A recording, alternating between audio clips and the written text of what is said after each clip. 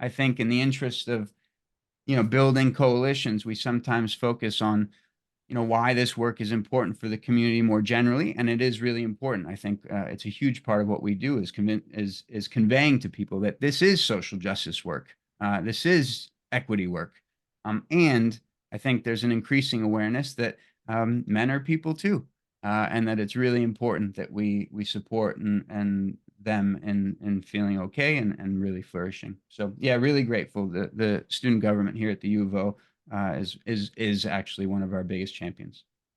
The University of Oregon has a men's resource center. I spoke with Arian Mobasser, the man who leads it, and heard some really interesting and encouraging insights from him. Dr. Mobasser is a developmental psychologist who specializes in promoting the well being of boys and men. He's a consultant, thought partner, and community builder, in addition to coordinating U of O's Men's Resource Center, which is one of the first and few existing campus initiatives focused on helping college men develop stronger, healthier relationships with themselves and others. Can you tell me about the history of the Men's Resource Center at the University of Oregon? Like, how did it start? Yeah, a lot of people don't know, but we are actually one of the first, and I think still remaining centers of its kind in the entire country on college campuses. And a lot of people think, especially in the last couple of years with the work that we're doing, that it's brand new, which is not the case. We were founded in 2001, actually. And originally it was uh, founder, Dr. John Davies, who's an amazing man and still a dear mentor who's here in town in Eugene, was a therapist at the campus counseling center. Um, and in his work as a counselor, one of the things that he was noticing was that there were far fewer men coming into the counseling center for support. And then of the men that were coming in, one of the things that he noticed was that a lot of the things that they were struggling with in terms of their mental health, a lot of it related to some of the socialization, the common socialization among men that he was seeing, and among men generally. And so that was one of the main motivations. The other motivation, Dr. John Davies is very highly motivated and invested in preventing violence, and especially sexual violence, which, as you know, is very prevalent generally, and especially on college campuses. And so that was another motivation that he and a couple of graduate students at the time um, teamed up together to try to develop an initiative to try to intervene and support these young men, both in their mental health and their ability to take a stronger leadership role in preventing violence on campus. It was when I talk about this story, I think a lot of people are surprised. Even now, I think a lot of folks struggle to try to solicit the support and the coalition building it takes to build such a program.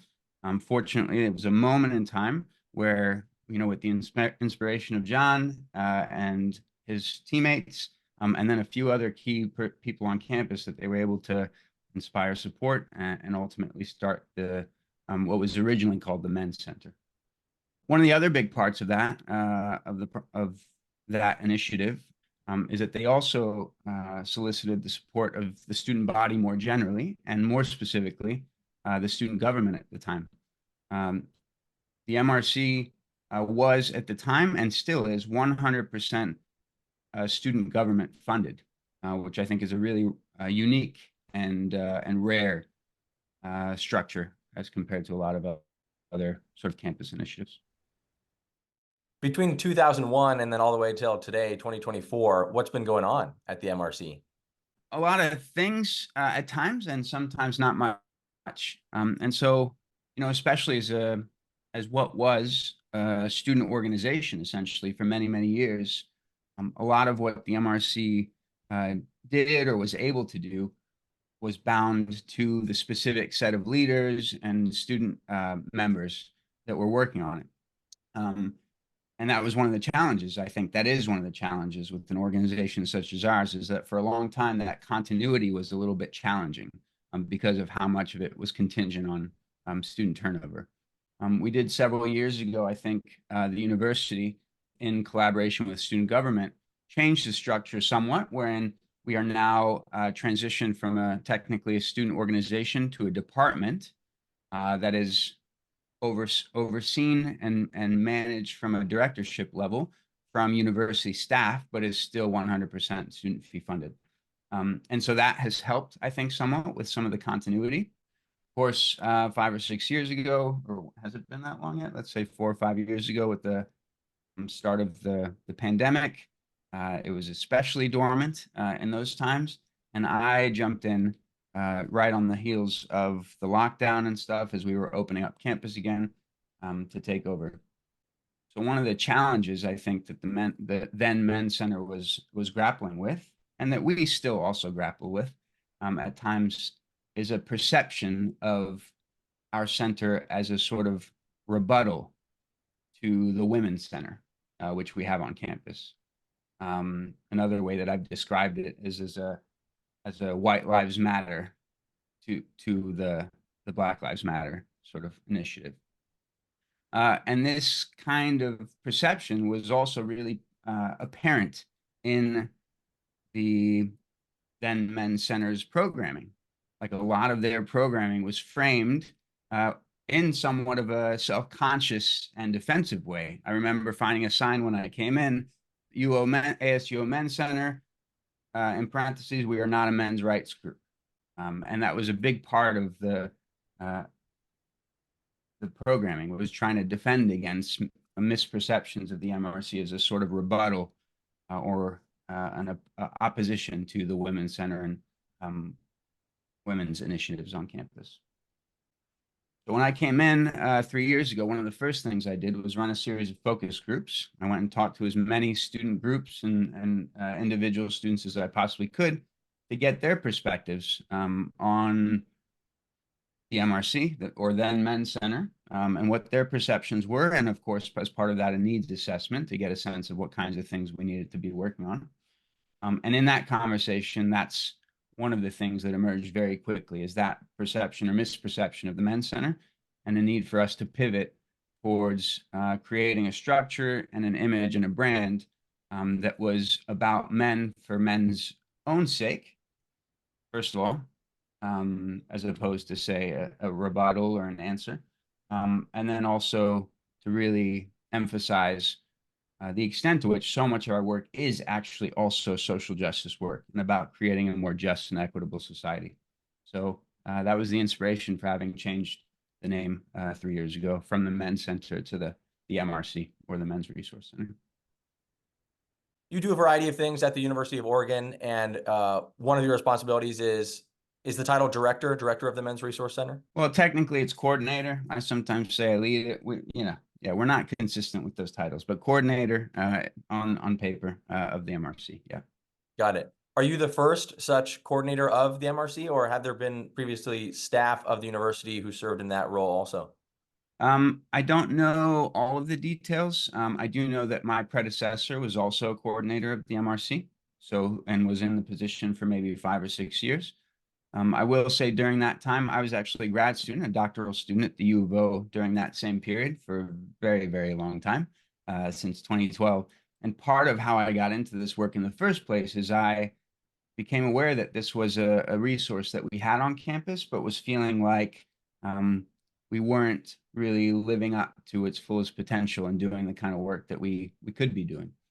And so we did have a coordinator. They did a bunch of really good work. And I think there was a lot of opportunity for us to do more.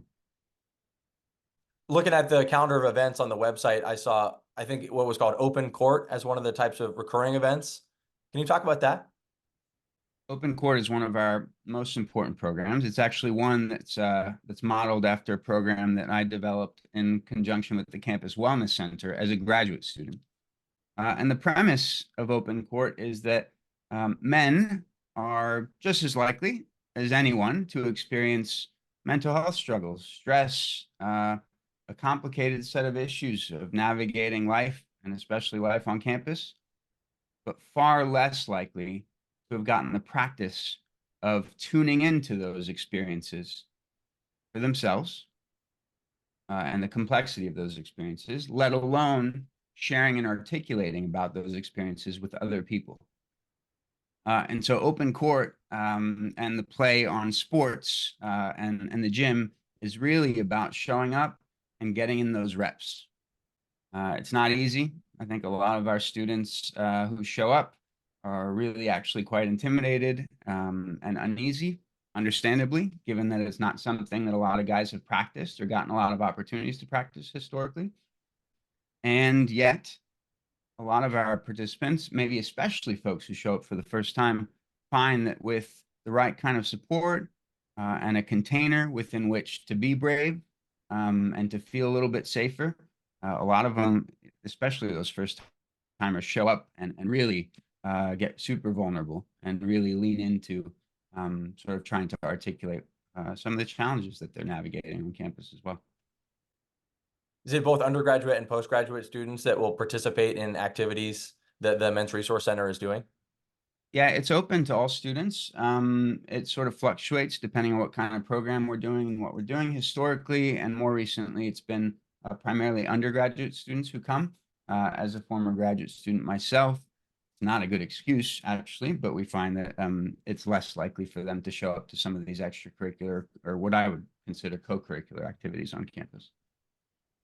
What other activities and events is the MRC up to? A lot of the work that we do that's top of mind right now in the month of April, which also is known as Sexual Assault Awareness Month, is about, yeah, preventing sexual violence. And so a lot of the work that we do is with individual students, but also groups of students and in communities that already exist, like fraternities and student athletes, to try to help empower them to be stronger leaders in preventing violence on campus and more generally. So that's a huge part of what we do. Is violence prevention work. As part of that, for example, I just, at the end of the month, we have a program that we started in collaboration with another organization on campus called Rehearsals for Life. And the premise there is sort of a bystander intervention and an alternative to that sort of how they're commonly constructed. Whereas a lot of times bystander interventions and intervening on violence is constructed as a sort of game of whack-a-mole. Like if you see something, say something, and this idea that we're intervening at the point of a potential assault, which definitely does happen and is an opportunity for people to intervene and step up. And by and large, most of the violence that does occur is rooted in, I think, a lot of the attitudes and beliefs that sort of precede those behaviors. And so this program and a lot of other programs that we do is really about having hard conversations in our communities and with our friends about some of those attitudes and beliefs before they become ubiquitous and sort of norms in the community. And so we're really excited about that. This is the third year that we've done it. And we've got at least 3 or 4 fraternities on campus that have signed on as co-sponsors or partners for this event. Yeah, we're expecting probably at least 50 or 60 guys to show up, mostly or primarily from fraternity life, to yeah, get in another form of getting in their reps, right? Because there's so many times, I think, that you've probably been in this situation as well, where whether it's violence or some other situation, something's off, right? Like someone said something, or there's a set of ideas or beliefs. I'm sure we think about it in terms of beliefs sometimes towards about men and towards men, right? Where people are just taking for granted a set of assumptions that are actually really harmful. And it can be really challenging to think about or to find the moment or the approach to like intervene and say like, hey, that's not cool. Or have you thought about this other perspective that you're not considering? Or, I'm hearing a lot of bias or objectification the way that you're talking about, in our case, women, right? And so I think a lot of us have been in those moments that have come and passed and sort of felt like, man, I wish I would have said something, or what could I have said, or how could I have said different, or a worst case scenario where some actual harmful behavior happens. Like, man, I could have known, probably should have known, I probably should have said something. And so practice makes progress, and other programs that we develop like it are about, creating those scenarios and getting in those reps and coming up against those emotions of like intimidation and vulnerability that inevitably come up when we're pushing against the grain and getting in enough practice so that when the situations do come up again, we feel more equipped to speak up and lead some interruptions to some of those biases. One of the other misperceptions that exists on campus and in mainstream culture as well is, this idea that, especially among our fraternity men, that they're just a hub for a lot of harm and irresponsible behavior. And that's not to say it doesn't happen. In fact, that is still one of the communities in which some of these harms are most common. And that said, there are a much larger number of the majority of students in those communities who are really invested and eager to really interrupt those experiences and to really shift the culture of fraternity life as folks who are interrupting those things and creating a new culture of healthy relationships and healthy romantic and sexual dynamics. So really, really excited and grateful to be working with these really capable and inspired young men. So I'm curious, in your programs, do you make an effort to expose the young men to the reality that it's not just that they are capable of mistreating girls, but that they are capable of being mistreated by girls, and that it's important that they learn those signs and signals and learn to advocate for themselves too? Yeah, thanks for bringing that up, Blair. I mean, that's one thing that, was going through my mind when you brought up the statistics and the similarity in rates of harm or victimization between men and women. I don't know which study specifically you're talking about. I'd be interested in seeing that. But that's inclusive of, I think, some pretty clear reporting bias. So that those numbers might be closer or are close, despite the fact that men, first of all, are a lot more intimidated and reasonably so about bringing forth experiences of being victimized as harm because of the social stigmas around that and the fact that the likelihood that they would be judged or dismissed for sharing those accusations, right? So I think it is a pretty striking area of work that we need to do, and that we're to really bring forth more opportunities for guys to both share about these experiences that they've had. And I think maybe more significant than that in the work that I'm doing, what I've seen is to even recognize their experiences of harm as such, right? I think because there's not a language or a conversation around that, certainly in the mainstream, but even like in our development, it's very likely, or I've seen anyway, that there are many guys who have had those experiences, but don't think of it as harm or just chalk it up to something that happened. And so, yeah, I totally agree with you. I think there's a lot of work that we can do and should do to help support young men in, yeah, developing a sense of identifying those experiences and then giving them the power to help and the sense of safety to help articulate those experiences with other folks who can help provide them with support. I know there's a large number of domestic violence cases in which guys are having those experiences or men are having those experiences, but don't have the same or enough. I don't love comparing. Don't have enough avenues through which to feel empowered and to get the kind of support that they need to get safe. And so 100%, that is a part of what we do. Just in terms of, we've had a couple of initiatives, Instagram workshops around raising awareness that men also experience sexual harm and to help provide a little bit support to begin to navigate those things. All that said, and I think this came up in a previous conversation that we've had as well. I mean, there are also historical and structural and systemic reasons why there has been a disparity in the kinds of programs and support that have been provided to people, and the reasons why those programs have been primarily focused on supporting women and children. I don't know in the course of the timeline, like where we are, if we're late or if we're sort of pushing the envelope more than we should. But I do just want to name that, right? That those experiences are real, and there are structural reasons why those resources have been developed and the timing of those resources being developed in the way that they have. Even on our own campus, for example, there's a lot of research that speaks to the psychology and sociology of space and the fact that the space in which people are dating or relating to one another can also help predict the likelihood of harm, right? And so an example of that, a really obvious example of that, is that dating violence is more likely to happen behind closed doors than, say, in public, right? That's a very obvious example. But another example of that is, on our own campus still and nationally, there's a huge disparity such that only fraternities in Greek life, only fraternities are the ones that are allowed to have alcohol at their parties, at their houses. Sororities are not allowed to have alcohol at their houses. And so what that does effectively creates it's a structural dynamic in which people can only go to fraternity houses to drink and party within Greek life. And that creates a certain likelihood of harm and a direction of harm that's different were that structure to not be in place.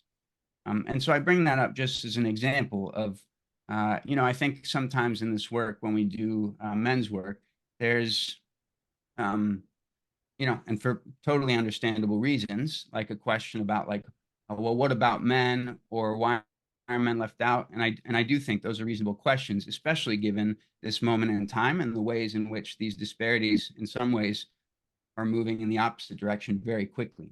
Totally appreciate and respect those perspectives, but I do think it's important that we also hold not just the historical disparities in these systems and structures, but even the current ones that still exist, that have led us to have these disparities in support in the first place. Yeah, and I've noticed. I mean, a lot of people that do this work sometimes want to compare. I know the conversation sometimes is about equality, but you can't look at, in my opinion, you can't just look at the numbers decontextualized from the structures and the systems within which they reside. And that, for me, is one example of like why it is the way that it is, and at the same time doesn't invalidate in any way the fact that we do, at the end of the day, there are a lot of young men or older men and boys that are being harmed, that are not being seen, that are not being supported. And that is a work that we also really, really need to do and that we're excited to be doing. You talked some about the history of the establishment of the Men's Resource Center back in 2001, but we're in 2024 now, and I'm curious, in present day, do you see some fellow champions and supporters of what you're doing from people who are not in your department and who are not directly related to the Men's Resource Center, but are on campus in some other ways? Yeah, I think one of the challenges that we have on campus, and that I think you also have in this work, is that there's so much need across so many different areas, and especially with our young people. And I think sometimes it's hard, even within my own department, to get the kind of attention and sort of, I mean, nobody's going to be as passionate and like about this work as I am or as you are. Or very few people will be. But yeah, I mean, people have a lot of different things and a lot of different needs that they're dealing with simultaneously. So I always wish that people were more sort of on our team and would express that more. That said, one of the first people that comes up to my mind, we have in the Division of Student Life at the U of O, we have the director of our assessment unit, Dr. Renee Delgado Riley, excuse me, who, yeah, does a lot of work to create a research program through which we can get a clear sense of what kinds of challenges our students are experiencing and who those students are. And I will say, Renee, Dr. Delgado Riley, has been one of my biggest supporters and proponents in trying to build a program together that really develops a clear picture of how our young men are doing on campus in ways that has not been done ever historically. I mean, I even saw on your blog a couple of many instances that exist where data around completed suicides, for instance, wherein there's a really clear gender disparity, right? Such that guys and young men are much, much more likely, 4 times more likely than anyone else to complete suicide. But a lot of these statistics that are presented either on the county or state level are aggregated and fail to point out this huge, like really glaring disparity, right? And so a lot of the work that we're doing and that Dr. Delgado Riley and I want to do is when there are these disparities, like how can we present, like, first of all, collect the data and then present the data in such a way where we can disaggregate them in a way that really helps us to develop interventions then. Because those numbers, while informative, I think don't really help us to then develop the programs that really target the reasons for those experiences in the first place. So Dr. Delgado Riley is a huge champion and a partner, and I'm really excited. I know you had another question about what we see as the future of the MRC, and for me, the research, developing a stronger and more rigorous body of research around these disparities and the needs of young men and boys, I think, is a huge part of what we aspire to do and a huge part of what Dr. Delgado Riley is helping us with. And then, yeah, I mean, so I worked technically when I was also hired. One of the other differences, sort of in administratively, is that we got moved. That the MRC got moved, or then Men's Center got moved from from what was considered a multicultural center, so an identity-based center, to a group called Prevention Services. And so now my closest team, since being hired, is the prevention team. So that includes violence prevention. That also includes substance misuse prevention, which has embedded with it our collegiate recovery center. So for students who are in recovery or sober curious. And that has been, I think initially there was some apprehension on my part, right? Like, how do we, because, okay, I'm going to back up for a second. One of the biggest challenges that we have at the MRC and in this work generally is not just convincing other decision makers to help support us, but convincing guys to show up. That's one of the disparities that exists at a college campus and in the education system generally, is that guys are much less likely to be engaged, not just academically, but in co-curriculars.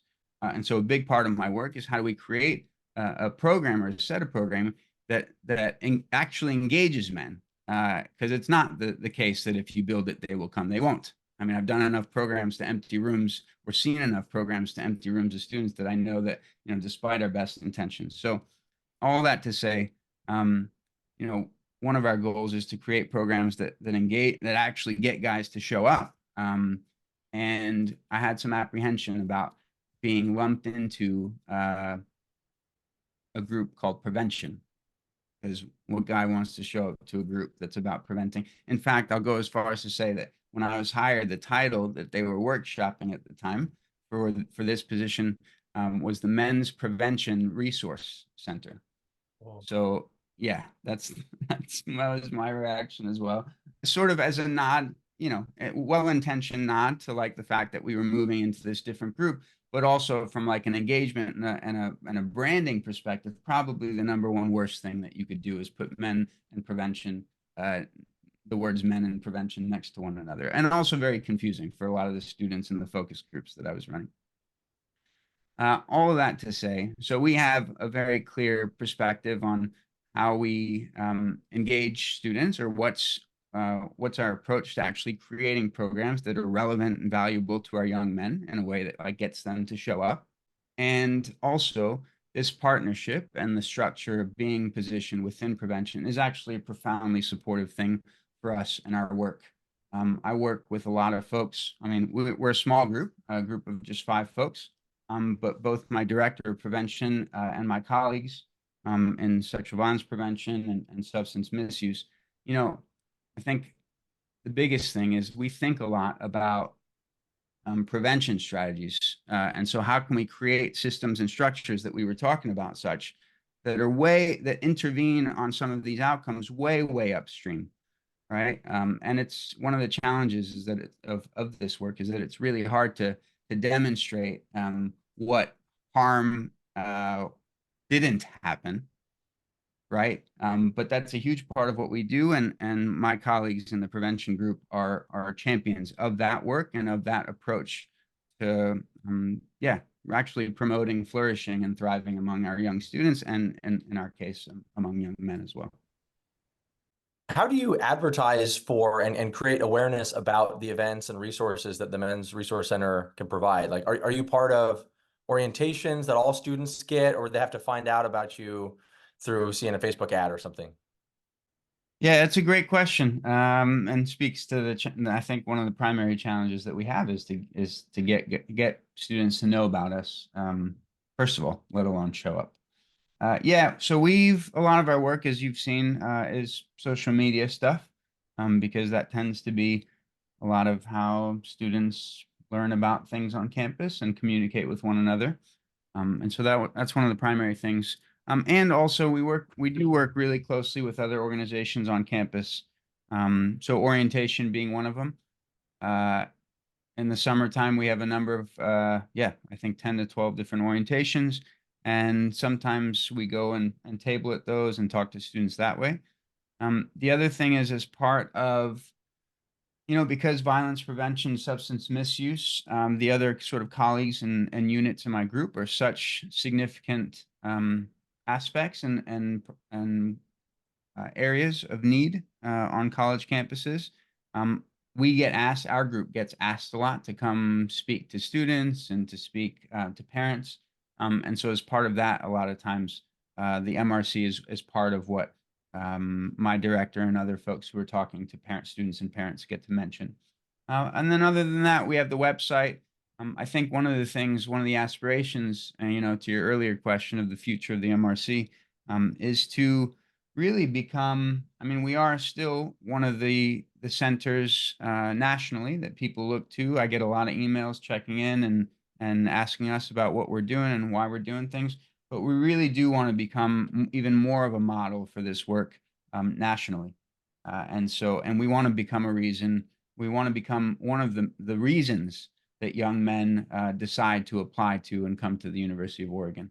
And so there's still a lot of work that we need to do on that front, but we do have, I'm really grateful to have a lot of partners around campus that are always willing, as soon as we have anything, to share that information with the communities of students that they're involved with and related to. I would think that to some degree, the success of the Men's Resource Center and the attendance at events is going to be dependent on the impression that students have of you, how much they like you, how friendly you are to them, how much they like spending time with you.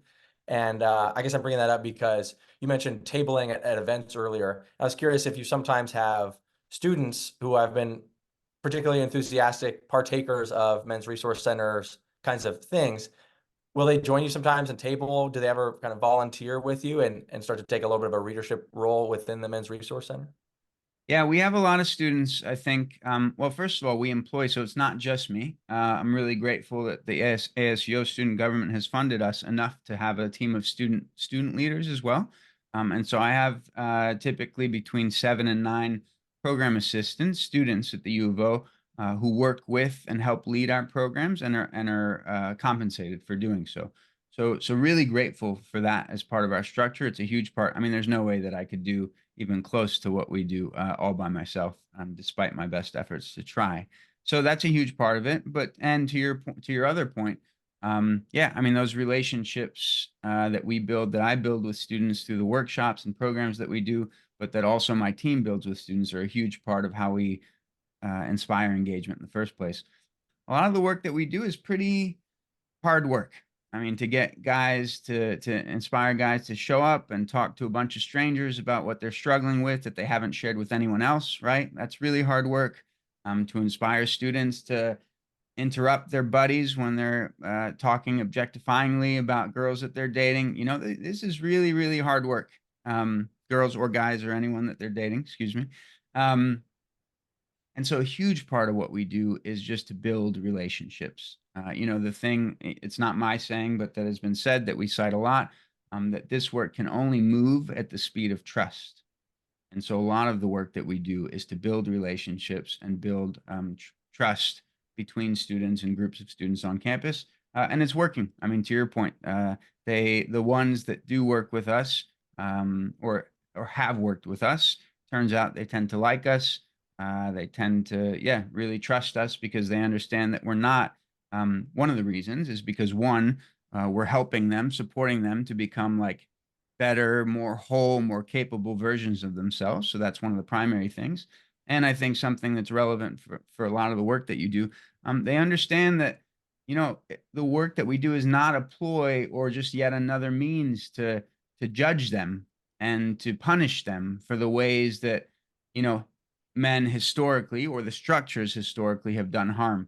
A lot of our students, I mean, almost all of our students are not creating harm, right? And so a huge part of what we do is to, yeah, create environments in which they feel safe enough, brave enough, loved enough to come and show up and do hard things. So yeah, it's a huge part of what we do is developing like actual, real, trusting relationships with students on campus. How important is it to provide pizza or food at your events? Also very important. Yeah, that's another huge part of our draw. I mean, students are always hungry, and generally, another huge trend on college campuses is generally under-resourced in terms of financially and food.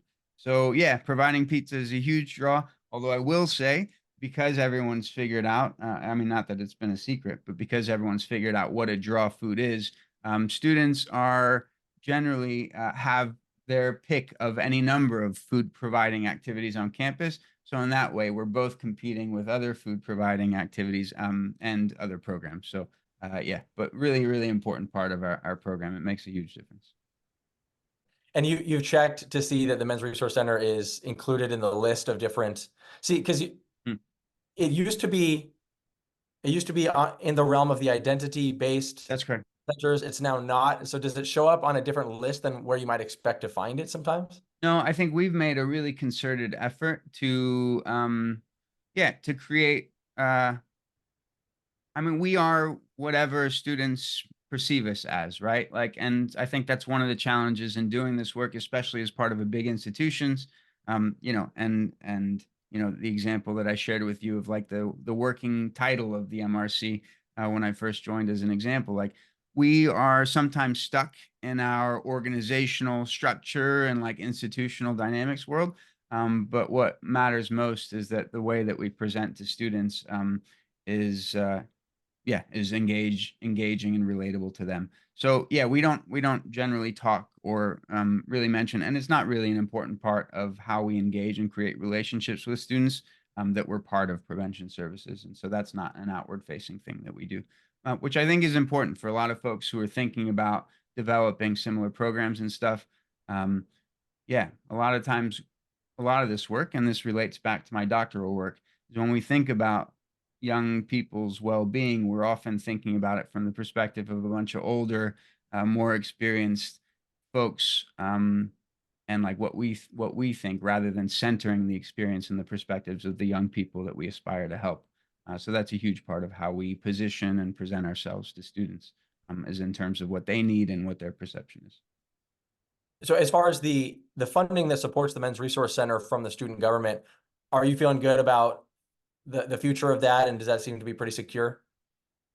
We are so grateful to the ASUO, to the student government. I mean, they are, yes, since 2001 have funded us. I think in the history of the Men's Center or the MRC, there have been a couple moments where, depending on who's in charge, maybe there's been some questions about I don't think ever whether or not the MRC would continue to be funded, but the extent or the level of funding, as sometimes like in tight budget seasons might be in question. But since I've been here anyway, I've been really grateful and so excited that we have a really, really strong relationship with the ASUO. And more important than that, like they understand and really see the value of having us on campus. So I don't see any indications that partnership and that support is going to wane anytime soon. I think if anything, students, maybe young people more than anyone, understand the importance of doing this work of engaging young men and bringing them in, certainly for the sake of the community and from a community health perspective, when we're talking about violence prevention, but also for the sake of for men's own sake, right? Like that's one thing I think in the interest of building coalitions, we sometimes focus on why this work is important for the community more generally, and it is really important. I think it's a huge part of what we do is conveying to people that this is social justice work, this is equity work, and I think there's an increasing awareness that men are people too, and that it's really important that we support and them in feeling okay and really flourishing. So yeah, really grateful. The student government here at the U of O is actually one of our biggest champions. What advice would you give to a staff member at maybe a peer university of the University of Oregon who's really enthusiastic about wanting something like what, University of Oregon has with the Men's Resource Center, but doesn't really know where to start and doesn't know how feasible is this to bring about, what advice would you give them? I think one of the important things is to find, I mean, I really appreciate your question about the supporters and champions, is to find your people. I think this conversation about the health and well-being of young men and boys is one that has been at least subconsciously percolating in the minds of a lot of folks for a long time. And a lot of times in my experience what it takes is to bring voice and to create those conversations, to find who it is that like really responds and is excited to help support those efforts. And so that's one of the things I think, going back to one of the conversations that we had earlier, I think it's hard. There are some people who have a very quick or can have a quick negative reaction to this work and our interest in this work in the first place. And I think it takes some bravery to try to create space around these things in a way that's not antagonistic and that's not oppositional. But what I would encourage people to do is to talk about these things. And once you find, the one person who like really responds strongly, get together and talk about it some more and try to get a third person. I think, again, these are issues that I think are at least within the proximity of people's awareness, of everyone's awareness. And the more that we talk about it, the more that we raise awareness about it, I think the more we'll find that other people are also interested in investing in this work. Well, what you described is my approach with my Yeah. advocacy. A lot of outreach and finding people who share the common interest. Well, as I was talking about like building advocacy and awareness, I was holding you in mind. I think you guys you are and you guys are doing a great job of building that awareness and building that coalition of folks. And yeah, in my mind, this is nonpartisan work. I think I sometimes get surprised about the questions, and I get questions very often about how do you do this at a more progressive like state and a more progressive school. I don't see that this has anything to do with politics at all. I mean, this has to do with building a stronger community and a population of young people, especially that are more capable. So yeah, I'm really excited about the work that you guys are doing and then the way that you've managed to cut through some of those, in my mind, artificial divides around this issue. We're neighbors, man. Oregon and Yeah, Washington. totally. I'm excited to do more.